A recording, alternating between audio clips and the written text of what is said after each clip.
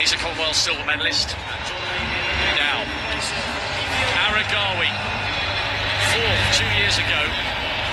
He's the world record holder over 5K. He's the fastest man in the world this year. Wildschut, South Africa next to him. Rogers Quebec, fifth in the World Juniors, over 3,000 and 5,000 last year.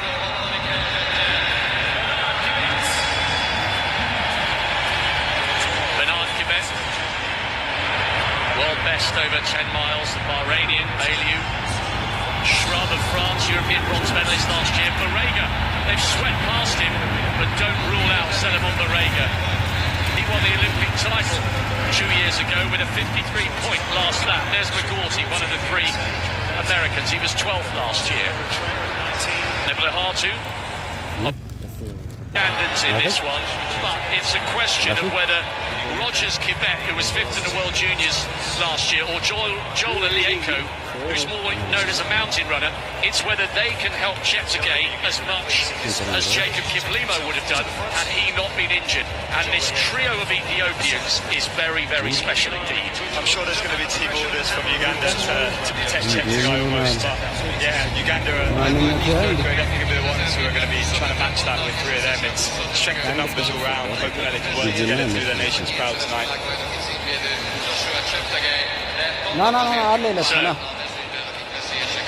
Cheptegei just happy to settle in the pack. It's a Yako off the front there, so I'm not sure whether that was part of the plan to try and stretch the race out, potentially for Cheptegei.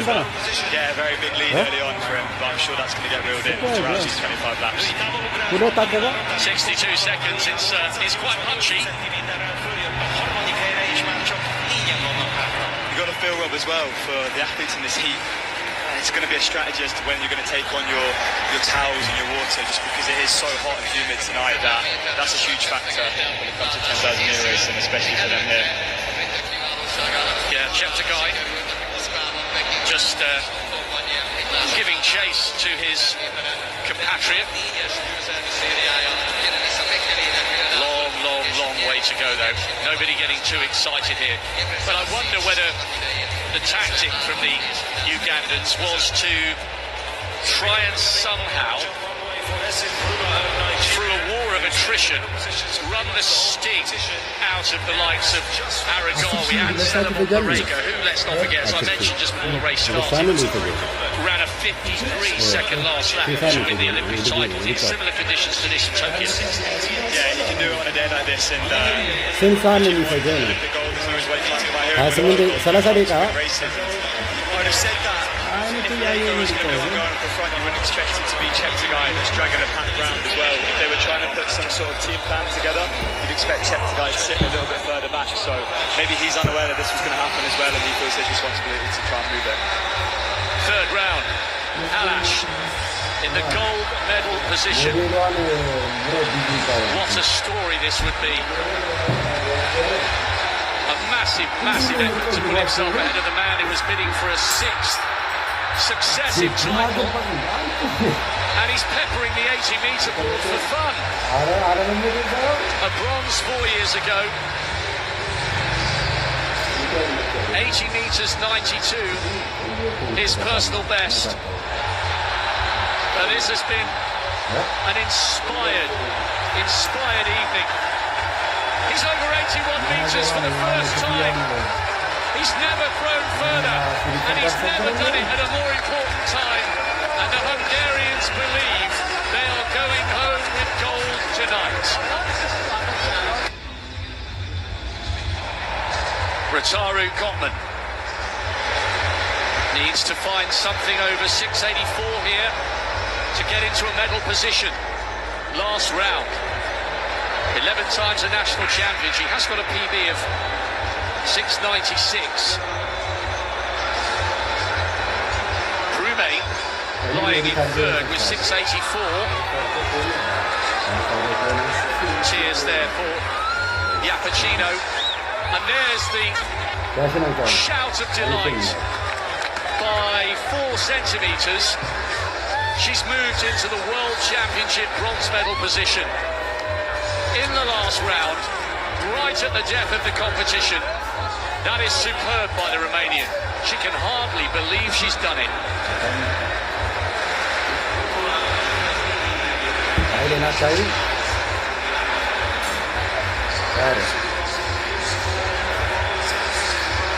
All fairly steady here. 4 laps ticked off. I was watching Brega, Rob, just sat at the back of the whole field there. He doesn't seem too interested in this pace at the moment and pretty content with just sitting in the back watching the laps tick along. The Olympic champion. Very, very long way to go. Brega's been around a while now. He's earned himself a huge amount of global experience. Quebec leading the trio of Kenyans who are locked together. Ibenyo was a Commonwealth silver medalist, 4th in the world indoors, over 3,000 metres last year, and Kim Korea is in 5th, the 3rd of the Kenyans, and they're all tracking Joshua Cheptegei, who is behind Joel Ayeko. We've also got Crippa from Italy in the field, European champion, who I'm sure can make a big impact on this race, especially in the closing stages. He can finish fast, as well as the Americans. I think Kincaid, you mentioned, Rob, is known for finishing quick, so if he's still there in contention with a couple of laps to go, I'm sure he'll try and use that speed and run out of his legs by that point. 2:54. Now this is Valletta. She's already secured the gold. 7 meters 14. The world indoor champion is the world outdoor champion. Could she finish with her biggest jump of all? They're roaring, they're waiting. Oh! Doesn't matter. There's no improvement. But that is the performance of a lifetime for Ivana Valletta. She jumped a massive foul in the first round, and that set the tone for what was to follow. 7:05 in the second round, 7:14 in the 5th. She's been around a long time and she's achieved a great deal. But this is her moment to shine. An Olympic bronze medalist, a World Championship bronze medalist, a World Indoor Champion, but now she has the only colour missing from her collection. It's a global gold outdoors.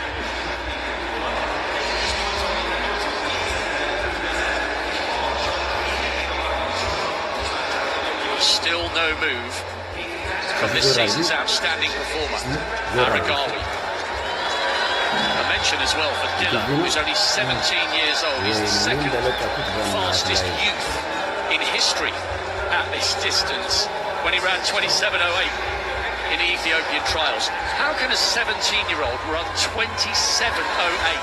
That's the kind of time that you expect a gnarled 28-year-old to run after he's gone through the gears of doing the 15s like you, then the 5s, then the 10s, and he's thinking about the marathon, and he goes, I'll try and get down to 27 before I leave. It's absolutely ludicrous. That's just raw talent, and I'm sure there's a lot of miles in putting those young legs of his to be able to get down to those sort of times at 17 years of age.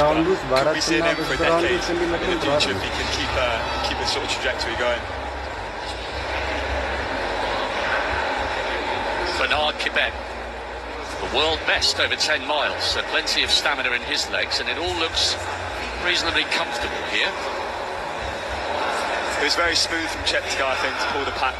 There wasn't really obvious surges. It was just a very gradual closing of the gap to his compatriot there. Yeah, and it's become, the pace is a little steadier now. They're coming round, they're about 100 metres away from 3K. So they're going to they're on about mid-28s, I think, now, which is probably about right when you consider how truly stifling the air is this evening. I mean, there's not a breath of wind, but it feels very, very hot and humid here. Yeah, 8:36. So, yeah, they're on for about 28:40, something like that. So it's become a little bit more sensible now, but I wonder what that does to the tactics. I wonder if Cheptegei decides to push the pace, whether he'll be nervous and have memories of being burnt up by Berehu Aragawi in that incredible 5,000 in Lausanne, which he lost by less than a second, but in so doing they ran something like the 6th and 7th fastest times in history.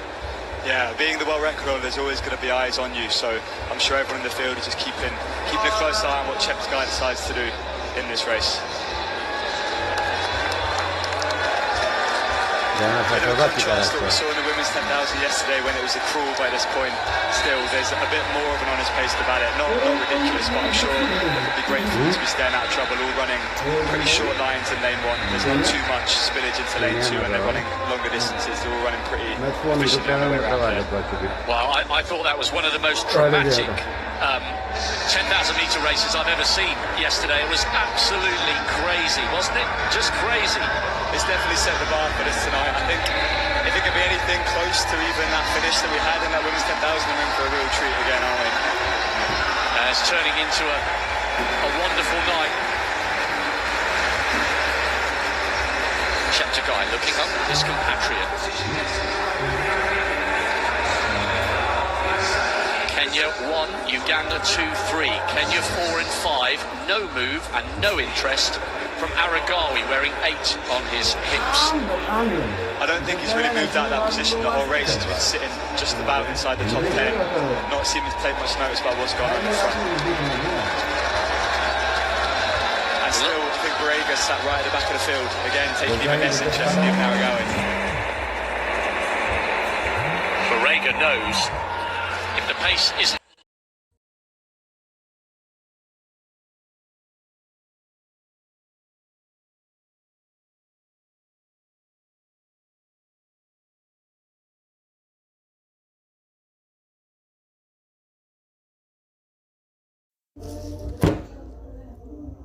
quick, he can run a 53 point.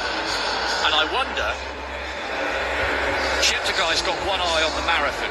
He's doing Valencia this forthcoming December, and we know Valencia's a really quick course. I wonder if there's a feeling amongst the Ethiopian that perhaps the fact that Cheptegei was out sprinted by Aragawi, he ran an incredible time in Lausanne. I wonder if they've got a feeling that he's just not quite, maybe there's half a second missing on the last 400 from him. I wonder if they've analysed his season and his statistics to that extent. I'm sure.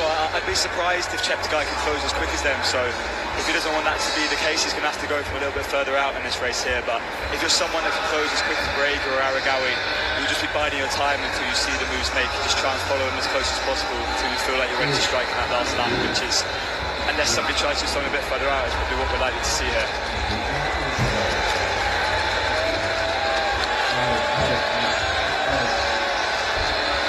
Champion moves up onto the shoulder and past his teammate, now into second.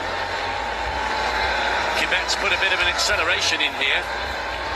His leg speed has noticeably increased. There's a long, long way to go here, but this is a definite, deliberate injection of pace. There was a big reaction from the other Kenyan athletes there just to respond to that move, so they're aware of the potential danger of this, and I think it's woken the whole field up a little bit here to react to a move like this, which might be what they need at this stage of the race, just to make sure they're switched on and engaged and ready for the last few K when it comes. Cheptegei looks relaxed. Aragawi now, for the first time, coming up onto his shoulder and perhaps recognising the quality of this break and thinking, right, we need to close this down. Borrega's left the back of the field for the first time in this race now. He's gone to third from the back right now, so still not paying too close attention, but he's definitely aware that there is a potential move about to happen if he doesn't concentrate here. Ayeko's job is done. Great work by the directors. I noticed he stopped just a couple of seconds ago. The former world junior mountain running champion has got involved for the first 13 minutes as one or two move over to get a drink. It is stiflingly hot in the stadium. Aragawi from Quebec, Ibenyo and Kip Korea are all there.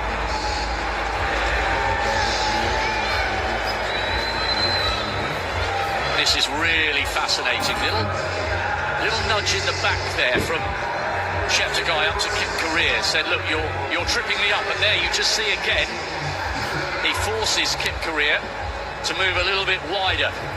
The silverback, as he's sometimes known in his own country. just making sure he's got clear space around him. Mo Ahmed of Canada also just putting his hands out just to make sure that he doesn't get tripped. He's in the middle of that pack, just behind the second of the Ugandans, which is Rogers Kibet, who was 5th in the World Juniors just last year. Right in the middle of your picture, Mo. I'm not sure Ahmed's in quite the shape he was when he was on the Olympic podium 2 years ago. He's found it difficult on the Diamond League circuit, not finishing inside the top 10 in the 2 races he's taken part in. Yeah, we saw him pick up that fantastic silver in Tokyo, and I don't think he's quite in that sort of shape this year, but he's still there, racing the 10K, and he's competitive at the moment in this race. And it's interesting, several about the clipping. I think you're trying to settle into a rhythm, be nice and relaxed at this point in the race. So if somebody's constantly either tapping your arm, tapping your foot, there's no danger of giving up position here just to get that person around you or just to step away from a little bit, because the last thing you want is to be distracted by that. You just want to kind of relax, focus and lock in on the rhythm that you're trying to tap out here at this stage when you're just ticking the laps off at this point. Dilu in the centre of that pack, and still no move from the Olympic champion Solomon Barega. Quite happy, just tacking along, minding his own business. Aragawi's not that interested in pushing this either. Bernard Kibet is now the one at the front, ahead of Berehu Aragawi. Surprised to see the American Joe Klecker off the back at this stage of the race, so I'm not too sure whether something's happened in his preparation here, but I'd expect him to be in contention for a little bit longer than this, so I'm not quite sure what's happened there. Good running by Tozawa of Japan. I just wonder, the fact that the conditions are so stifling might actually suit him quite well. There he is, in the middle of that pack, looking pretty comfortable there in the sort of, it's hard to describe the colour of that Japanese strip. It's sort of orangey brown. About luminous orange and red. Luminous orange and red, okay. I'm not too sure, but having spent the Olympics in Tokyo, I can confirm that it felt like this but worse for the whole time, so I'm sure this is a pleasant day for him. Aragawi now tucked in on the curve with 1 or 2 just locking him in.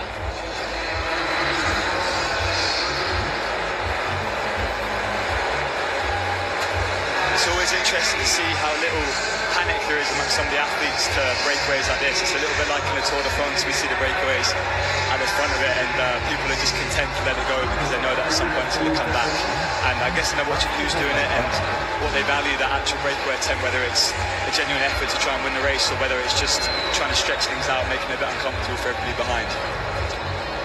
Well, as we watch this fascinating 10,000 metres unfold, the men's hammer is still in progress. A little bit of an update for you. We saw incredible celebrations from Bence Halash because he thought he'd gone over 81 metres for the first time in his life. It was retrospectively analysed, 10 laps to go here, 2:52, that's a 68-second lap. It was retrospectively analysed and ruled as a no-throw. So Halash hasn't thrown over 81 metres, but the good news for the Hungarians in the stadium, his opening round effort of 80 metres 82 is still at the moment good enough for the gold medal, with Gavici in second and Katzberg of Canada in third. We'll keep you posted on that one, but let's now return our attention, all eyes on this 10,000 metres, where we have now less than 10 laps to go.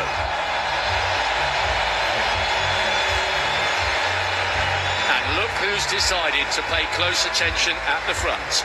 Yeah, honestly, that came out of nowhere. I think within 200 metres, I hadn't noticed his progression up the field to hit the front like that. But yeah, he's biding his time long enough, and it's time for Barega to make his impact on this race for the first time. And he looks good. He looks smooth and relaxed. What a great race this is turning out to be. Solomon Barega, the Olympic champion, leading from Bernard Kibet. The defending champion, Joshua Cheptegei, is in third. He just looks over his shoulder and has a word with the Kenyans and says, "Stop clipping my heels." It's Kip Korir and Ibenyo, just towards the top of your picture there. again, if you know that's going to upset him, it's something that you could potentially be doing. Just if he shows a reaction, then they could just keep rustling his feathers a little bit if that's what they want to get from Cheptegei. Aragawi now coming past the Ugandan. Good running as well by Adrian Dilshut. 5th in the Commonwealth Games last year, the South African. He's the national record holder. He's gone low 27s or 27-23 this year. And again, comfortable in this kind of weather. And he's almost up onto the shoulder. And we should start getting used to this triumvirate of sporting excellence, shouldn't we? For so many years we've waxed lyrical about the distance running rivalry, the duel between Kenya and Ethiopia, separated by that stunning vast Rift Valley. And in terms of sheer numbers of male and female athletes, they are still ahead of the Ugandans. However, with special athletes like Joshua Cheptegei, Jacob Kiplimo coming in with that world half record, the world cross-country title, the Ugandans are getting in the mix in that conversation, and it's now a triumvirate of East African excellence, which adds added intrigue and drama to these races as the reigning champion goes across, not for a drink but for a sponge. He's feeling it, and many of the other racers going along here certainly are. This is really sticky, it's hot and it's humid, and this is tough. I think one of the turning points that I can remember was Kampala hosting the World Cross Country Championships. That was the first time we saw Ugandans really make a statement, and I think it was Cheptegei that suffered from heat fatigue there, and I'm sure he's learned his lesson from that hydration and making sure that you're staying on top of that in this sort of race when the heat is up and you don't really know when the consequences of potentially these conditions are going to come in, which is why we saw him probably go to the water station there and just make sure you're staying on top of that and you're not going to have any sort of negative effects from this heat and this humidity later on in the race. I remember it well. It was in the Kololo Independence grounds, and Cheptegei ran like a madman and had a huge lead, but was reeled in by the brilliant cross-country runner Jeffrey Kipsang Kamworor, who's nicknamed the Beast because I think he won 3 World Cross and 3 World Half Marathon titles. An absolute animal. But you're right, that kind of triggered an extra wave of enthusiasm in the East African nation, and Cheptegei later that summer came second to Mo Farah in London before turning his run of world 10,000 metre medals to gold. I think if you were to create an athlete for this sort of distance and say what would the perfect running style you could put on an athlete be, Cheptegei has got to be up there. He's just so efficient. There's no wasted energy at any point in his limbs. He's just steadily ticking along without sort of any over-excessive arm movements, any overstriding. He just looks so easy and relaxed when you're watching him run around at this pace. Well, we've been chatting away, we've been talking about the contenders, the protagonists, and those looking to dethrone Cheptegei, and all of a sudden, in old-fashioned money, we're down to 1.5 miles. 6 laps of the track remain.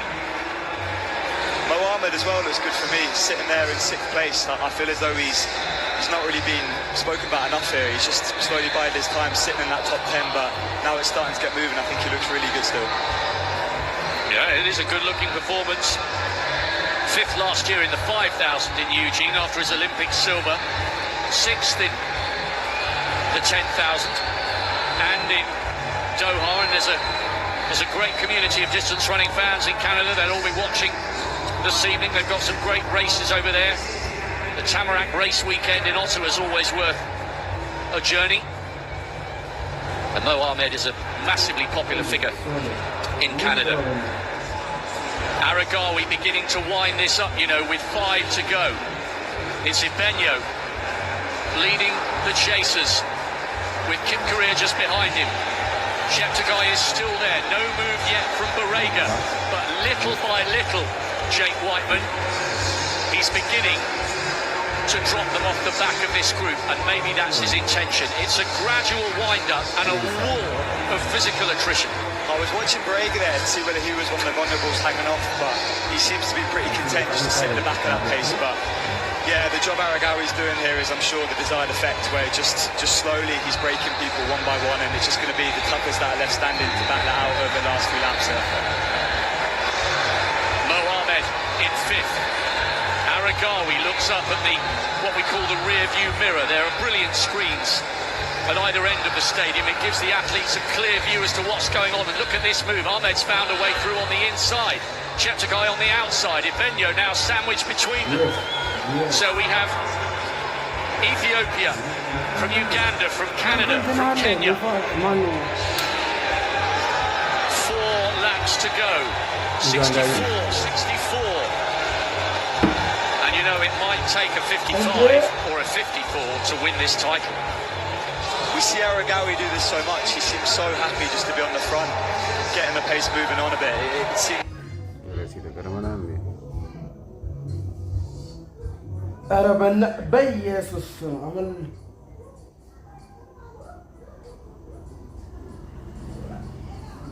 But here comes Barega. 600 metres to go. Is this the concerted move? Cheptegei thinks so because he's come wide on the